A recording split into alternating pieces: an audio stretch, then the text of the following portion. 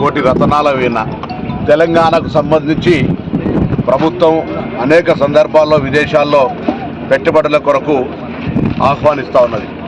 ఇప్పుడు ప్రస్తుత పరిస్థితుల్లో అమెరికా దేశానికి సంబంధించినటువంటి నియమ నిబంధనలు మనం పోవాలనుకునే విద్యార్థులకు ఆటంగా కలుగుతోంది.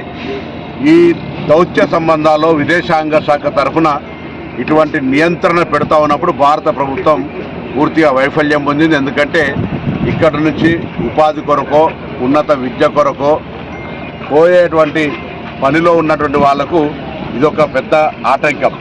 నేను ఈ సందర్భంగా తెలంగాణ బిడ్డలందరికీ అమెరికాలో లేదా విదేశాల్లో ఉన్నటువంటి వాళ్ళ యొక్క తెలివంతులు, ఉదాహరణకు మన దేశానికి సంబంధించిన 100 మంది సీఓలు బయట దేశాల్లో ఉన్నారు.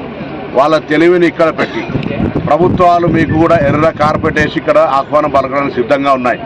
వేరే దేశాలలోనూ ఇన్వెస్ట్మెంట్ చేయమని కంటే మీరు వేరే దేశాల్లో ఇన్వెస్ట్ చేసిన అమౌంట్ అంతా తెచ్చి ప్రభుత్వం మీకు సానుకూలంగా పాలసీ తయారు చేసే ప్రయత్నం జరుగుతుంది.